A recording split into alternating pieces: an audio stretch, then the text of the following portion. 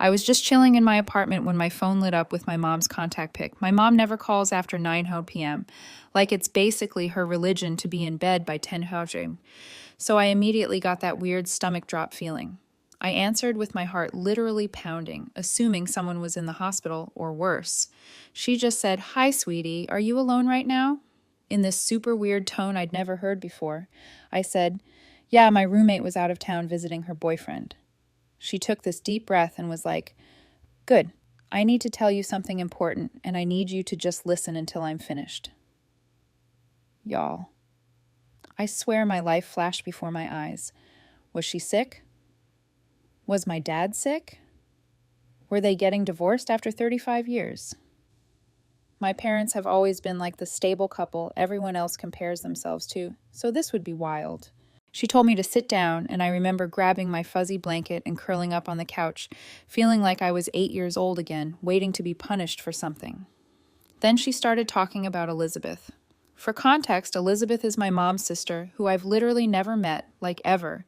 She lives across the country, and they had some huge falling out before I was born. Growing up, Elizabeth was basically just this name that would come up occasionally, usually when my mom had too much wine at Christmas and would get teary-eyed looking at old photos. Dad would always change the subject, and we all just accepted that whatever happened between them was too painful to discuss. My mom started telling me about how she and Elizabeth were super close as kids. They shared a bedroom, braided each other's hair, passed notes about cute boys, the whole sister thing. But apparently when they were in their early 20s, Elizabeth started dating this guy, Tom.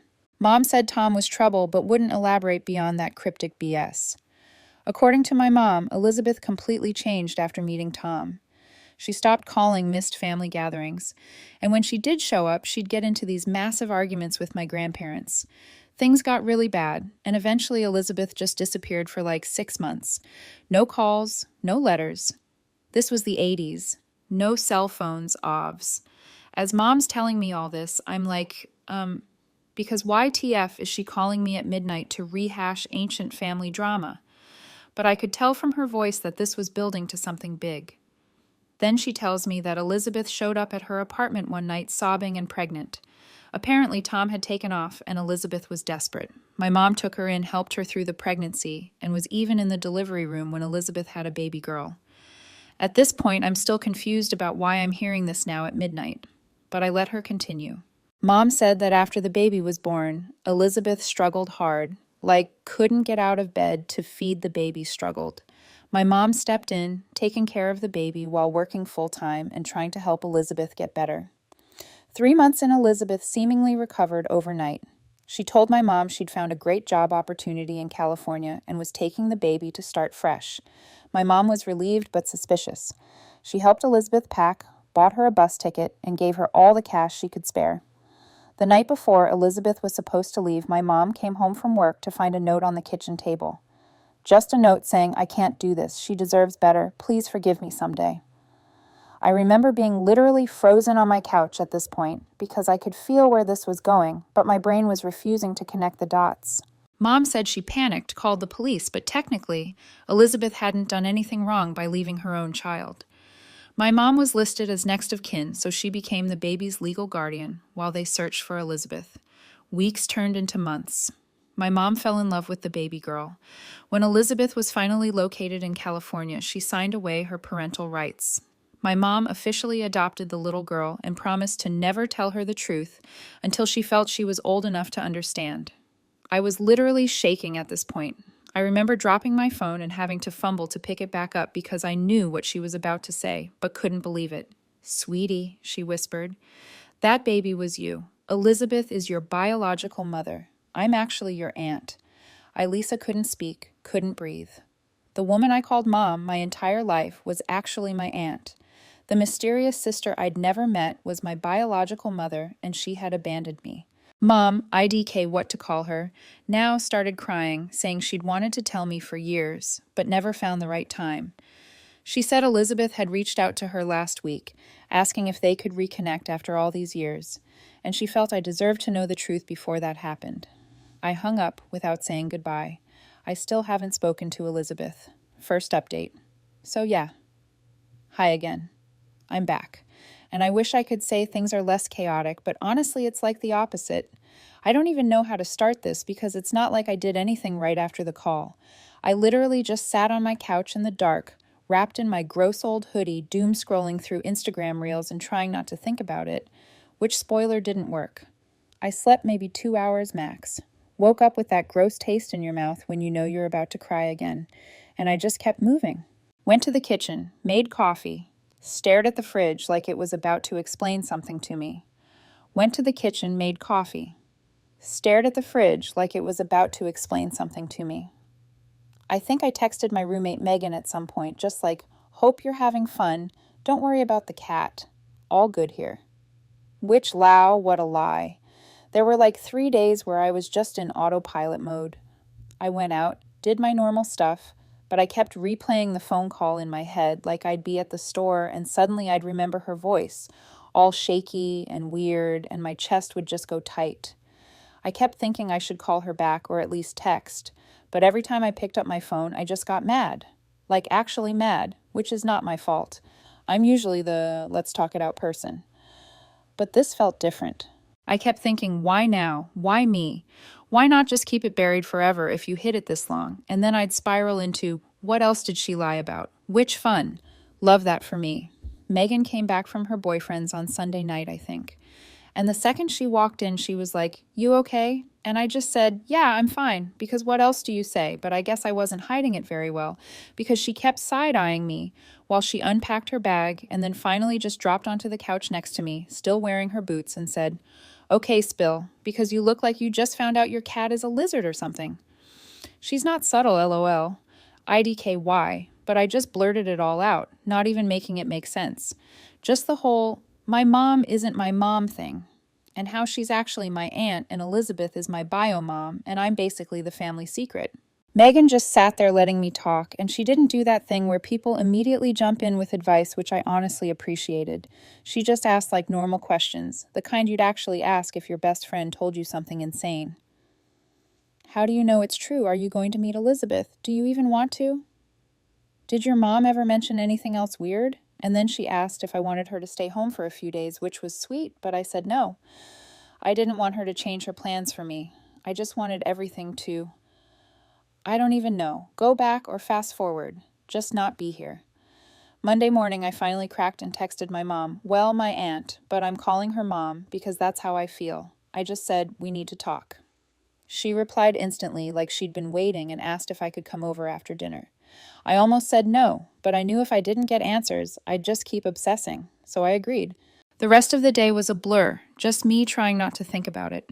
But every time my phone buzzed, I jumped. I kept overthinking what I'd say, what I'd ask. But when I got there, I just sat in my car for like 5 minutes staring at the front door, wondering if I'd feel different. I didn't. Not really. But the house felt smaller, like everything inside was a prop now. She answered the door and immediately started fussing, asking if I wanted tea, if I'd eaten all that stuff. And I just said, can we just sit? I could tell she was nervous. Her hands were shaking a little when she poured herself water, and she kept glancing at me like I'd explode. I started with the obvious. Why tell me now? Why not just never? And she just looked so tired, honestly, like she'd aged 10 years since last week. She said she'd wanted to tell me for years, but every time she tried, she got scared I'd hate her or that I'd leave, and she just kept putting it off. Then Elizabeth reached out and she panicked, thought if I found out from anyone else it would be worse, which IDK may be true, but it still sucked. I kept pushing. I wanted details like, what was so bad about Tom? Why did Elizabeth leave me? Was she on drugs or something? And my mom hesitated. Then said Tom was the kind of guy who isolated people. He convinced Elizabeth that their parents hated her, that nobody cared about her, that she was the black sheep, and he was the only one who understood. My mom said she tried to warn her, but it just made things worse, and their parents basically gave up trying to get through to her. Then when Elizabeth got pregnant, Tom bailed, and Elizabeth spiraled.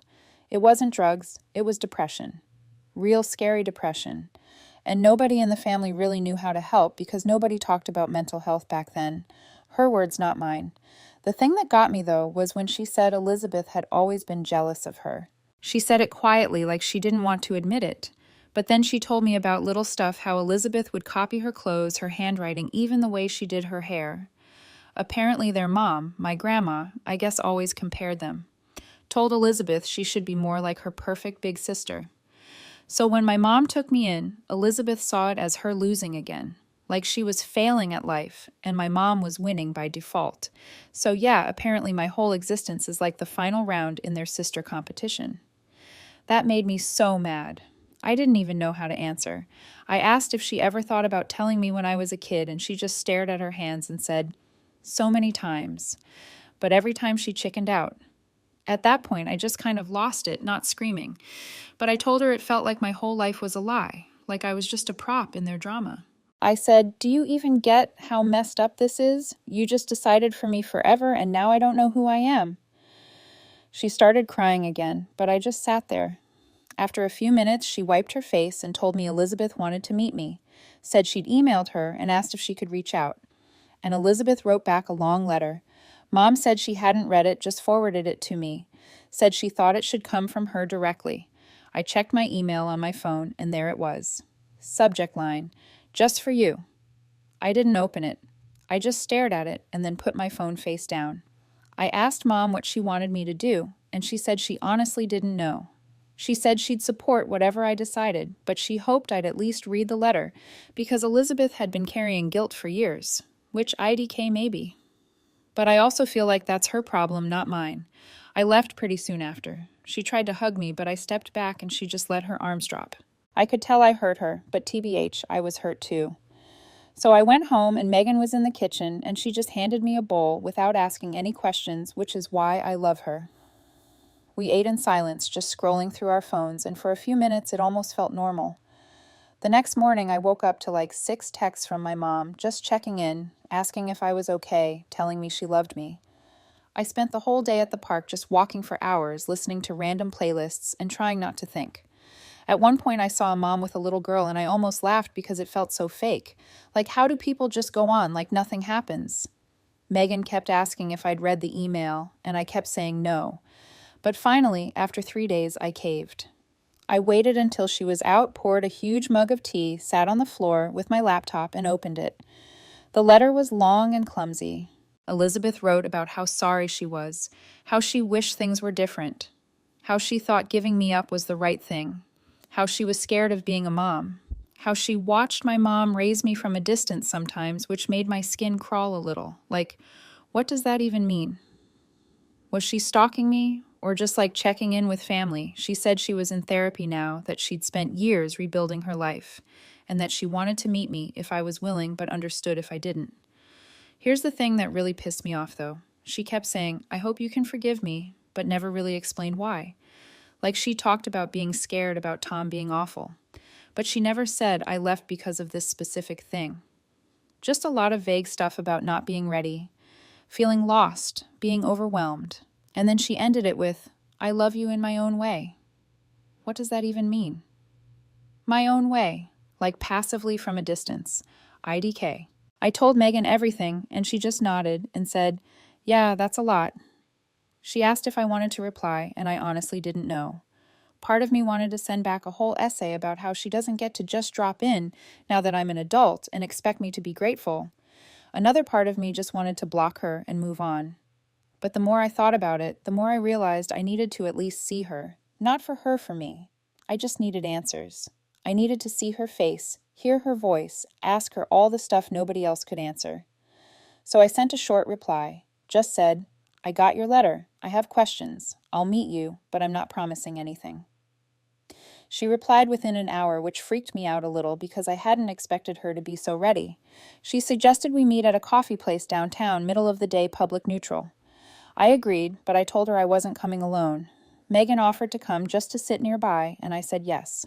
I told my mom I was going to meet Elizabeth, and she freaked out, not yelling, but clearly upset. She kept saying, "Are you sure you don't have to do this? She's not who you think." She started going on about how Elizabeth always makes things about herself, how she twists the story, how she's still unstable, and I just snapped. I told her, "I'm not a kid. I can handle myself, and I need to do this for me, not anyone else." She got quiet, then said, "Just promise you'll be careful." I said okay, but I could tell she didn't believe me. So now I don't even know.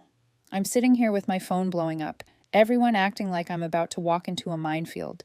And maybe I am, but I can't just not know. I can't go my whole life with this question hanging over me. Megan keeps saying she's proud of me for facing it head on. But honestly, I just feel tired. Like, permanently tired. The meeting is tomorrow. I don't know what I'm going to say. I don't know what Elizabeth is going to look like, or if I'll even recognize anything of myself in her. I keep thinking about all the family photos that never had her in them, all the holidays where I wondered about the empty seat, and now I'm about to fill it, or at least see who was supposed to sit there. So yeah, that's where I'm at right now. I'll update when it's over, but for now, just wish me luck, I guess. If you've been through anything even remotely similar, I'd love to hear how you handled it because honestly, I feel like I'm winging it and everyone else has a script I never got. Second update. Okay, so I promised an update, and now I'm sitting here eating dry cereal out of a coffee mug at 2 a.m. because I can't sleep and my brain is running like a broken washing machine.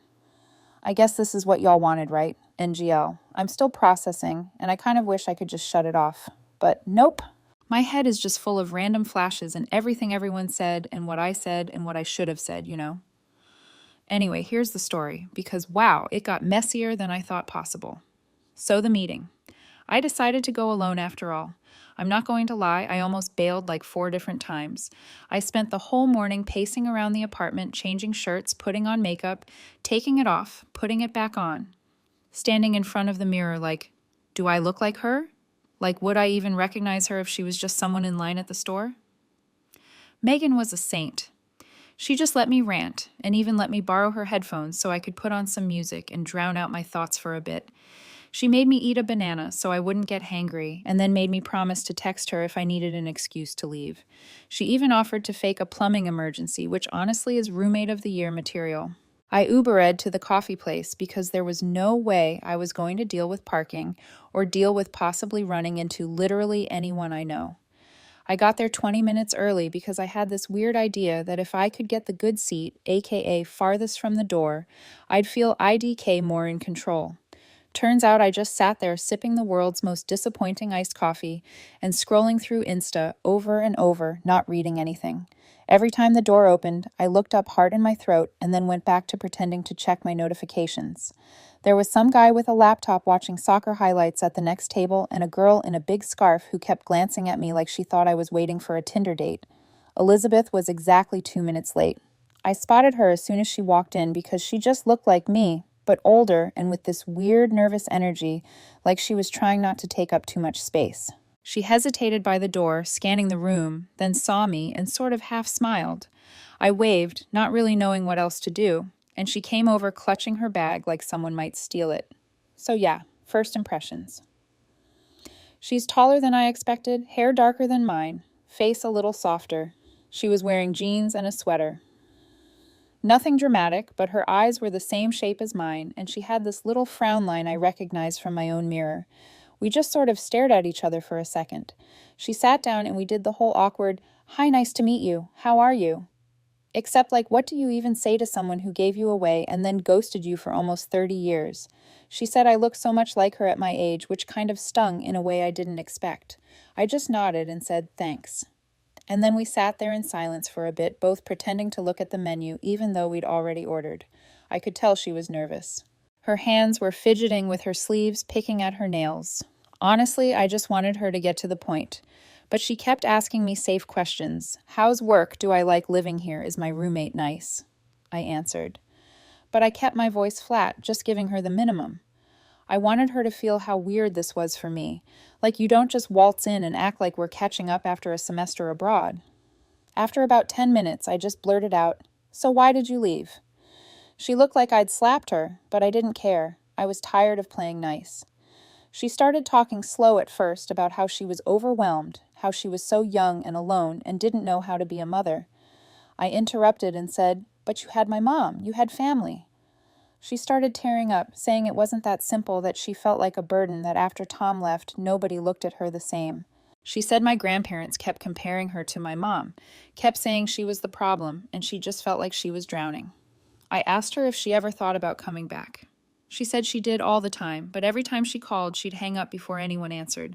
She said she watched from a distance, heard about my birthdays and holidays, but she never wanted to ruin things for me. I told her that's not how it works. You don't get to just peace out and then act like you're protecting me. You didn't even try. She started crying, just sitting there in public, dabbing her eyes with a napkin, and I just sat back and let her. I wasn't going to comfort her. It didn't feel right. We went back and forth for a while. She kept saying she was sorry, that she wishes she could take it all back, that she's gotten help and is different now. I told her that's great for her, but it doesn't really help me. I asked her if she ever thought about how it felt for me growing up, feeling like I was always a little bit outside of my own life, like something was missing, and I didn't know what. She said she thought about it all the time, said she had nightmares about me hating her, about me never wanting to see her. I said maybe that's just reality. At one point, she reached across the table like she wanted to touch my hand, but I pulled back. I told her I wasn't ready for that. I asked her what she wanted from me, really. Did she want to be my mom now? Did she want forgiveness? Did she just want to clear her conscience so she could move on? She said she honestly didn't know. She just wanted to know me, even if it was just once. This is where it got even messier because my phone started buzzing like a bunch all at once. I glanced at it and saw texts from my mom, the one who raised me, and then a missed call from my grandma. I ignored them, but then Megan texted me, "Are you good?" And I realized I'd been sitting there for almost an hour. I told Elizabeth I needed a break, and she nodded, said she understood. I stepped outside, called Megan, told her I was fine, but needed another 30 minutes.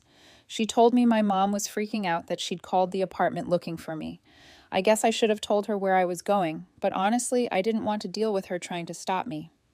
I went back inside. Elizabeth was still there, staring at her phone. I told her about the messages, and she asked if I wanted to talk about my mom. I told her I didn't even know what to call either of them anymore. I said, "It's like I have two moms and no moms at the same time."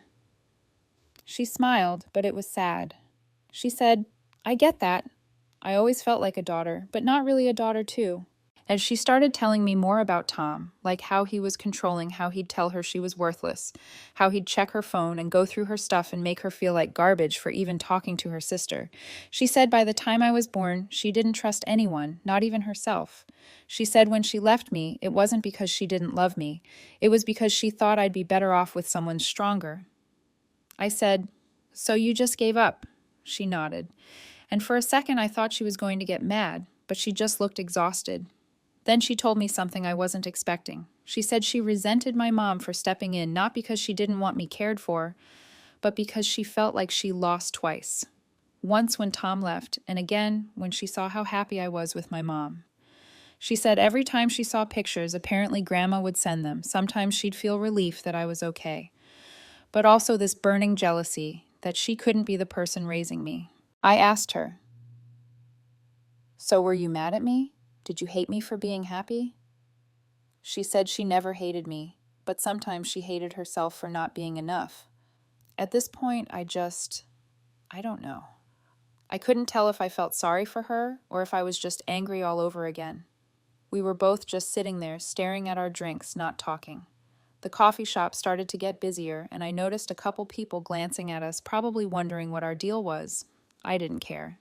Then, because life loves drama, my phone rang again, and this time it was my grandma.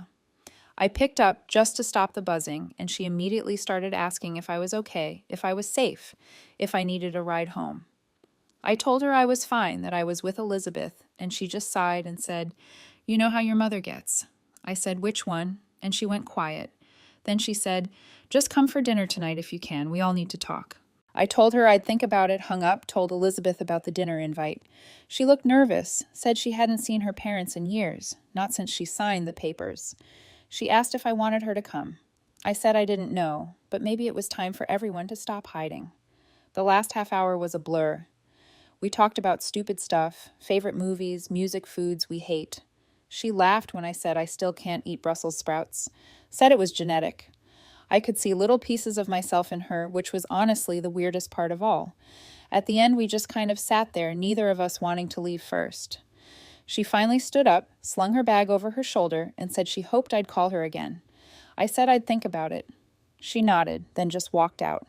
No hug, no tears, just gone. When I got home, my mom was waiting in the kitchen. I could tell she'd been crying. Her eyes were red and her nose was all puffy. She just looked at me waiting. I put my bag down and sat across from her at the table. She asked if I was okay if Elizabeth had said anything weird. I told her everything, not sparing the messy parts. She got defensive, said Elizabeth, always played the victim, that she'd always blamed everyone else for her problems. I told her it sounded like everyone in this family had been blaming everyone else for a long time, and maybe that's why I never knew the truth. She started to argue, but I just held up my hand. I said, I'm not picking sides. I just want the truth. She said the truth was that she tried her best, that she loved me, and that if she could do it all over again, she'd still choose me. I told her I believed her, but that didn't mean I wasn't angry. Megan came home in the middle of all this and just quietly put her headphones on and went to her room. Because yeah, who wants to walk into that? Later she texted me from literally 10 feet away asking if I needed ice cream or to scream into a pillow. I just sent her back the skull emoji. I went to the dinner at my grandparents' house because at this point, why not just rip the Band-Aid all the way off? Everyone was there. My mom, Elizabeth, Grandma, Grandpa. Even my cousin Riley, who just kept making awkward jokes about family reunions. The tension was wild. Grandma kept trying to act normal passing dishes and asking about the weather, but nobody was eating. Elizabeth barely spoke. My mom kept glaring at her, and Grandpa just sat there staring at his plate. Eventually, Grandma tried to start a real conversation, saying we needed to talk, not just pretend nothing happened. My mom immediately started in saying Elizabeth had no right to just show up now that she'd given up her chance, that she was just trying to stir up drama. Elizabeth fired back, saying she'd been pushed out, that nobody ever wanted her there, that she was just doing what everyone expected. I couldn't sit there and listen to them go back and forth, so I finally just snapped. I said, this isn't about either of you. It's about me. I'm the one who's been lied to for my whole life. I'm the one who has to deal with all this, not you. I told them I was done being the reason they fought. I said I was tired, and I wasn't going to pick sides, and if they wanted to be in my life, they needed to figure their stuff out without using me as the excuse. There was a long silence after that, just everyone sitting there staring at their food. Grandma finally said she was sorry that they'd all failed me in different ways. Grandpa just nodded, still not looking up. My mom started crying again, and Elizabeth just looked away. I left before dessert, just grabbed my bag and walked out. Nobody tried to stop me. Now I'm back in my apartment, Megan asleep. The cat curled up on my blanket, and I'm sitting here wondering what comes next. I don't feel better exactly, but I do feel clearer. Like at least I finally said what I needed to say. I don't know if I'll ever really forgive either of them, or if I even want to, but I do know I'm not going to let them keep using me to fight old battles. I guess that's the update. The family group chat is blowing up. People are picking sides. Grandma keeps sending just love each other memes, and I'm just here trying to find a clean spoon. If you read this far, thanks. And if you have advice, I'll take it, because honestly, I have no idea what I'm doing. Next steps. No clue, but for once it feels like it's actually up to me. Last update. I keep trying to write this in my notes app, and every time I get halfway through, I realize I sound like I'm recapping a soap opera. But if you've read my earlier posts, you know I'm not exaggerating. If anything, I'm probably leaving stuff out because it's just too much to process in one go. Anyway, here's what happened after that mess of a dinner, where I basically told my whole family to stop using me as a human shield in their sibling war. So next morning, I woke up to 4 missed calls from my grandma, a string of texts from my mom. Yeah, I'm still calling her that IDC, and a random thinking of you, hope you're okay email from Elizabeth. I ignored all of them. I just sat there in bed scrolling through my feed, trying to care about someone's vacation pics or a meme about cats, but my brain was just stuck on replay. My Aunt Tracy, Mom and Elizabeth's other sister. Yes, there's a third, she lives in Florida and never visits, was in the group chat telling everyone to have some grace, which is rich coming from her TBH. Megan came into my room with a mug of coffee and just sat on the edge of my bed like she was about to tell me my dog died. Instead, she just nudged me and said, "Your grandma's been calling here too. Are you going to answer?" I told her I didn't want to talk to anyone, and she shrugged, said I should at least let people know I'm alive. I finally texted my grandma and said, "I'm fine, just need space. Love you." She immediately sent back 10 heart emojis and a paragraph about how family can heal if we try. I just put my phone face down and stared at the ceiling for like an hour. That day was just weird. I went for a long walk, bought myself a donut, sat in the park watching two kids try to catch a squirrel. I realized I was just waiting for someone to show up, like my mom was going to appear out of nowhere and demand I come home, but nobody did. And by the time I got back to the apartment, Megan was making pasta and playing music, and it almost felt normal again. She asked if I wanted to watch a movie, and I said yes. So we watched some dumb comedy and ate pasta out of the pot with forks because we were too lazy to do dishes. It was the first time in days I didn't feel like I was about to snap. But then the next day, everything exploded. I woke up to a voicemail from my grandpa, which is wild because he never calls anyone. His voice was all scratchy. He just said, "Call me when you can. We need to talk." I felt sick listening to it because he sounded so tired, like he'd aged a decade overnight. I waited until afternoon and then called him back, half hoping he wouldn't pick up. He did. And after a long silence, he just said, "I'm sorry you had to find out this way." I asked him what he meant, and he just kept apologizing, saying he should have stepped in, that none of this was fair to me or Elizabeth or my mom.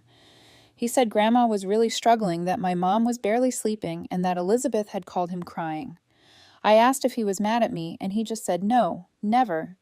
But he was sad. He said families are like knots. It's easy to tie them, but so hard to untangle. I didn't know what to say, so I just listened. After that call, I felt weird, like guilty, but also annoyed because now I was responsible for everyone's feelings again. So here's where it gets even more dramatic. I thought things would just simmer down if I ignored everyone for a while, but nope. Instead, everyone started fighting in the family group chat. Like actually fighting. Grandma telling everyone to stop. My mom accusing Elizabeth of manipulating me. Elizabeth saying she just wanted a chance to explain.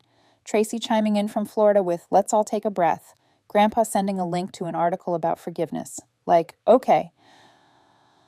At one point, Riley dropped a meme of a burning bridge and then left the chat completely. I let it all scroll past and muted the notifications. It got worse when my mom showed up at my door that night. She knocked, and when I opened it, she just stood there clutching her keys so hard her knuckles were white. Megan hovered in the kitchen trying to look busy. My mom came in and sat on the couch. Didn't even take off her coat. She said she needed to talk, and I said fine, but only if she was honest. She started crying, which honestly at this point just made me feel numb. She said she was scared that she was losing me, that she didn't know how to fix it. I told her it's not about fixing it, it's about actually dealing with it for once. I said I was tired of being the glue, and I refused to keep holding everyone together.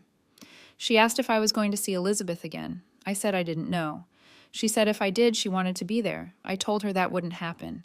She got angry then, not yelling, but her voice sharp. She said Elizabeth always ruins everything, and that she's only reaching out now because she wants something. I asked her what that even meant, and she just shook her head, said I didn't understand that Elizabeth was always like this, making everything about her needing attention, never satisfied. I told her, maybe that's true, but it's not my problem to solve. She got up and left. I just sat there for a while, staring at the dent in the carpet from where her suitcase always sat when she'd visit. Megan came in, handed me a glass of water, and said, "That was a lot." I nodded, and she just sat with me in silence. Hours later, I got a text from Elizabeth. She said she was sorry for causing so much trouble, that she never meant to blow up my life, that if I didn't want to see her again, she'd respect it. She said she was leaving town in 2 days, but would stay at a hotel in case I changed my mind. I didn't reply at first, but I couldn't stop thinking about it. I called Grandma, asked how she was, and she just sighed, said she was tired, but glad I called. She told me she loved me no matter what, and that even if everyone else was fighting, she'd always be here. I asked if I should meet Elizabeth again, and she said only if I wanted to, not for anyone else. Next day, things hit a new level of awkward. I went to get groceries and ran into Riley in the parking lot. He gave me this huge hug, said he was sorry for the memes, that he didn't know what else to do. He said the family was losing it, that Grandma was crying. Grandpa was barely talking, and Tracy kept texting him recipes like that was going to fix anything. He asked if I was okay, and I said, honestly, I don't know. He said he'd back me up whatever I decided. We ended up just standing there, leaning on my car, talking about literally anything else. When I got home, there were 3 missed calls from my mom, which I ignored. That night, I decided to see Elizabeth one last time. Not for her or for my mom, but because I needed to know if there was anything else, anything left unsaid. I texted Megan, told her where I was going, set up my phone to share my location. Safety first. I Ubered to the hotel, which was this sad little place near the highway, and waited in the lobby until she came down. She looked tired, older than before, like all the family drama had taken something out of her. We sat in the little lounge area and she asked if I wanted coffee. I just shook my head. I told her I had questions and I wanted real answers, not just I didn't know what to do or I was scared. She nodded, said she understood. So I asked her point blank, why come back now? Why not 20 years ago? Why not when I graduated or when Grandma got sick or literally any other time? She took a long time to answer. She said she'd tried more than once, but every time she reached out, my mom shut her down. She said Mom would say I wasn't ready, or that it would ruin my life, or that I was better off not knowing. She said she believed her for a long time, but then she realized she was just scared. Scared that if I met Elizabeth, I'd leave her behind. I asked if that was true, and she said she didn't know, but she thought it was possible. She said my mom was always the fixer, always the one who held everything together, and losing me would be the final proof she'd failed. I asked her what she wanted from me. She said she didn't want money or forgiveness or a relationship if I didn't want it. She just wanted to know me, to see who I'd become, to have a chance to say sorry to my face. She said she knew it was selfish, but after all these years, she couldn't let it go anymore. I told her I didn't know if I could ever forgive her, but I appreciated her honesty. She nodded, said she'd take what she could get. We sat there for a while just talking about nothing. My favorite shows, her cat, the best pizza in the city. When I got up to leave, she stood too, and for a second I thought she might try to hug me, but she just put her hand on my shoulder and said, "Take care of yourself." When I got home, my mom was waiting outside the building. When I got home, my mom was waiting outside the building. She asked if I'd seen Elizabeth, and I said yes. She asked if I was going to see her again, and I said I didn't know. She started crying, saying she was scared that she'd lose me. I told her she wouldn't, but things had to change. I wasn't going to pick sides or be the family peacemaker anymore. I told her I loved her, but I needed boundaries, and if she couldn't respect that, I'd have to take a break from her too. She wiped her eyes and said she'd try. I told her that was all I wanted. The next week, things just shifted. Grandma invited me over for dinner, just me and Grandpa. She made my favorite casserole, and we sat around talking about nothing in particular. Grandpa gave me an old photo album and said, "This is your story too." I flipped through pictures of birthdays and old Halloween costumes, and for once it didn't feel like something was missing. Megan's been a rock through all this. She bought new bath towels because she said fresh start energy, and keeps reminding me to eat something green at least once a week. I don't have a big lesson to share or some neat ending where everyone hugs and makes up. My family is still a mess. People are still mad, and I'm still figuring it out. But for the first time, I feel like I actually get to decide what happens next. I'm not anyone's secret or pawn anymore, and I'm not going to let old drama define me. So that's it. If you made it this far, thanks for caring about a random internet stranger's family drama. If you're going through something similar, I wouldn't wish it on anyone. But you're not alone. Sometimes the only thing you can do is just keep going, and maybe eventually things will settle, even if they never totally make sense. Anyway, I'm off to eat leftover pasta and ignore the group chat for at least another 12 hours. Thanks for listening. Thanks for listening. Thanks for listening. Thanks for listening. Thanks for listening.